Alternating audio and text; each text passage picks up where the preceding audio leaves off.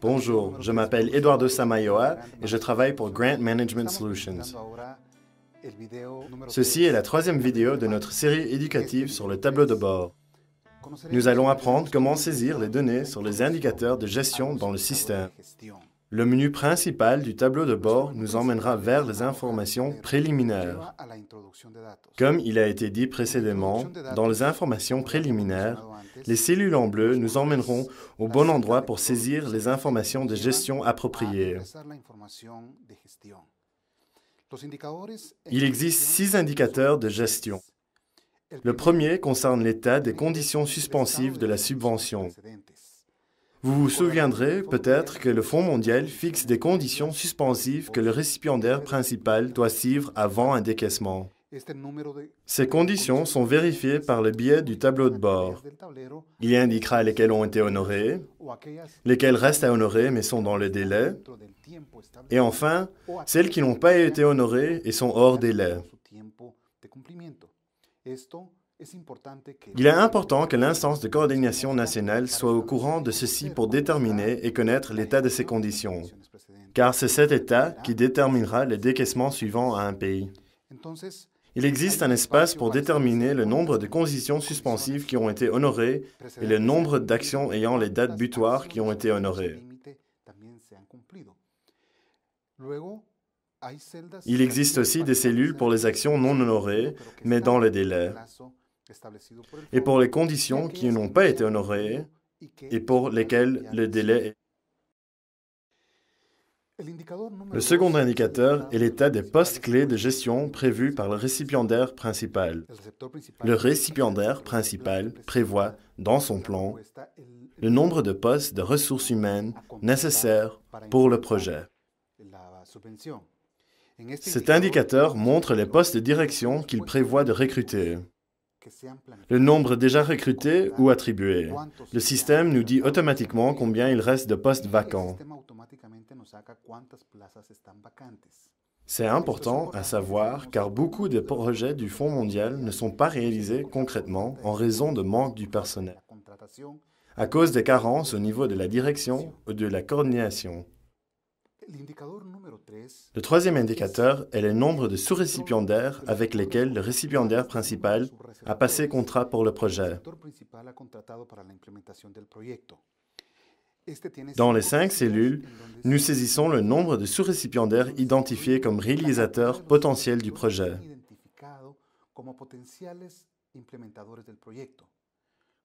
Il y a une cellule pour le nombre de sous-récipiendaires qui ont été évalués pour voir s'ils remplissent les conditions pour la mise en œuvre du projet.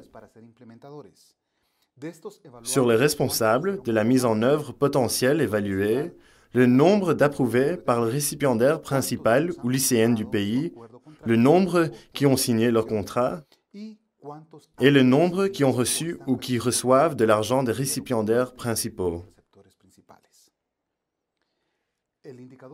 Le quatrième indicateur nous indique le nombre de rapports complets et envoyés à temps au récipiendaire principal par les sous-récipiendaires. Le récipiendaire principal a fixé des dates butoirs aux sous-récipiendaires pour l'envoi des rapports financiers et programmatiques au récipiendaire principal, qui veille à les intégrer et réaliser son rapport final à envoyer au Fonds mondial. Cet indicateur montre le nombre de sous-récipiendaires qui ont envoyé les rapports attendus et le nombre effectivement reçus. Il permet aussi d'identifier le nombre d'organisations intervenantes, ou dans certains pays, des sous-récipiendaires qui envoient des informations aux sous-récipiendaires. On peut donc vérifier l'envoi des rapports du sous-récipiendaire au récipiendaire principal et de sous-récipiendaire au sous-récipiendaire. Le M5 et le M6 sont 2 des indicateurs de gestion les plus importants. Le M5 comprend le budget d'achat des produits et matériels médicaux, médicaments et produits pharmaceutiques.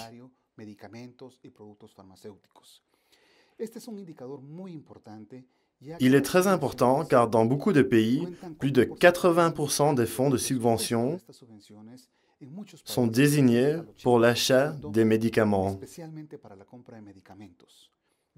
Il est important de vérifier comment ces achats sont effectués. L'indicateur M5 nous montre ensuite ce qu'est le budget approuvé par le Fonds mondial. Les données pour le budget cumulé sont extraits de notre rapport de performance complet, des archives ou des rapports du récipiendaire principal.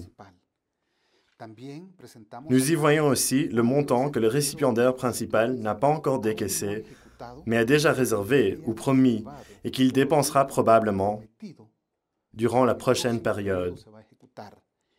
La description de cet argent varie d'un pays à l'autre, mais c'est l'argent qui est déjà en réserve et déjà assigné à des ordres d'achat ou à un type d'achat considéré. La troisième ligne contient ce que le récipiendaire principal a déjà dépensé en achat de médicaments, matériel ou produits pharmaceutiques.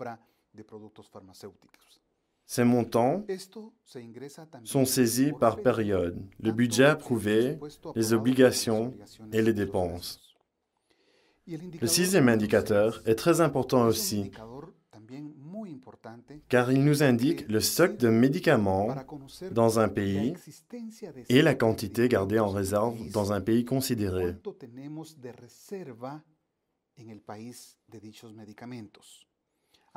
Il compare le stock actuel avec ce que nous devrions avoir en réserve.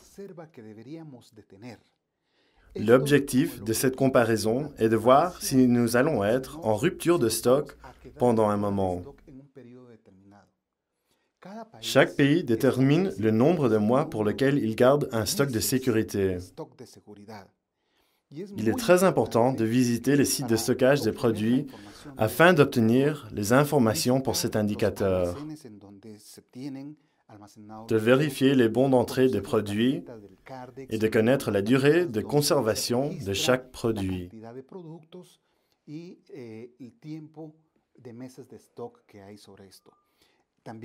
C'est important aussi car le processus d'achat de ces produits peut être très long et qu'il est nécessaire de garder en stock de sécurité une grande quantité de médicaments antirétroviraux ou antiplodiques pour que les malades qui en ont besoin ne restent pas sans ces médicaments.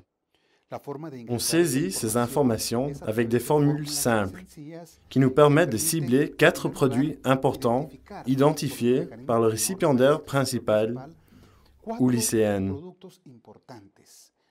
Pas une longue liste, mais 4 produits majeurs que le pays juge les plus importants en raison de coûts ou parce que ce pays en a besoin.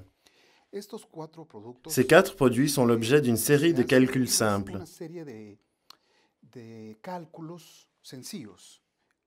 La première colonne indique le nombre de comprimés nécessaires par jour et par malade, fixés dans le pays, qu'il s'agisse de flacons, verres ou comprimés. La colonne multiplie automatiquement ce nombre de comprimés par 30 jours pour obtenir le minimum dont le patient a besoin par période de traitement. Nous demandons ensuite le nombre de patients sous traitement dans ce pays pour ce médicament. Une fois ce chiffre obtenu, nous obtenons automatiquement une colonne qui multiplie le nombre de patients par le nombre de comprimés nécessaires pour la période.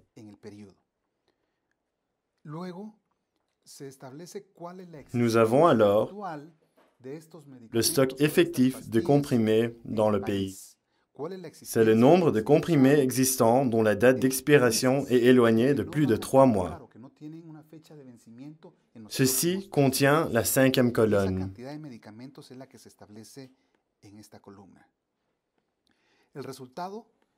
La colonne suivante est le résultat de la division du nombre de comprimés présents dans les pharmacies par le nombre de comprimés dont les patients ont besoin chaque mois. Le niveau de stock exprimé en mois pour les patients déjà sous traitement. Dans la suivante, le niveau de stock de sécurité. Dans ce cas, la référence est de 29 mois pour le TDF, 12 mois pour le LPV plus le PTV, 11 mois pour l'AZT plus le 3TC et 15 mois pour l'EFV. La colonne montre le niveau de stock de sécurité exprimé en mois. Le ministre de la Santé du pays décide le nombre de mois de stock nécessaires. La dernière colonne indique la différence entre le niveau réel de stock et le niveau de stock de sécurité. Nous pouvons observer des montants avec une grande quantité de médicaments en stock et des autres avec à peine 2 mois et pour lesquels nous aurons besoin de faire une nouvelle commande. C'est ce que reflète le diagramme, comme dans la partie financière. Dans le premier diagramme, nous avons illuminé en vert les conditions suspensives déjà honorées, et en jaune, celles qui restent à honorer, tout comme avec les actions qui ont des délais d'expiration. Dans le deuxième indicateur, un diagramme montre le nombre de personnes ou le nombre de postes pourvus et le nombre encore vacant. Pour les sous-récipiendaires identifiés, le troisième diagramme présente le nombre qui ont été évalués, le nombre qui ont été approuvés, le nombre qui ont signé et le nombre qui reçoivent un financement. Dans le quatrième diagramme, on voit le nombre de rapports complets reçus à temps. Dans ce cas, nous voyons 26 rapports finalisés et reçus à temps et 2 encore à venir. Il n'y a pas de sous-récipiendaire à montrer dans ce cas. Les diagrammes du M5 présentent sur la ligne bleue le budget approuvé par le Fonds mondial. Le budget est approuvé chaque année. Sur la ligne jaune, on peut voir le montant dépensé à ce jour par le récipiendaire principal. Sur la ligne bleue, avec des petites cases, on peut voir le montant déjà engagé et qui, évidemment, durant la prochaine période, augmentera le montant des dépenses en fonction des achats effectués. Au final, on peut observer la différence entre le stock effectif et le stock de réserve ou de sécurité. Nous voyons qu'il reste 17 mois de stock pour le TDF. Cela nous fournit une réserve pour que les médicaments puissent être disponibles pour les malades suivant ce traitement. Dans le cas des 2 produits suivants, on voit qu'ils sont déjà en rouge, ce qui signifie que nous allons être en rupture de stock d'ici 12 mois. Il est donc important de continuer notre programme d'achat et de veiller à ce que les prochains achats soient effectués dans le délai. La dernière case verte indique un niveau de sécurité de 3 mois ou 3,2 mois, ce qui signifie que nous avons plus de 3 mois de stock de sécurité et que nous n'avons pas de problème pour ce produit. Nous vous avons montré la présentation de la gestion des informations. Souvenez-vous que chaque diagramme a un espace en jaune réservé aux commentaires, observations ou problèmes de goulot d'étranglement que nous pouvons signaler au récipiendaire principal pour que l'ICN puisse aider à trouver une solution. Merci beaucoup. Je m'appelle Eduardo Samayoa et je vous invite à visionner la 4e vidéo. Vous pouvez toujours télécharger le tableau de bord à partir de la page web affichée sur l'écran.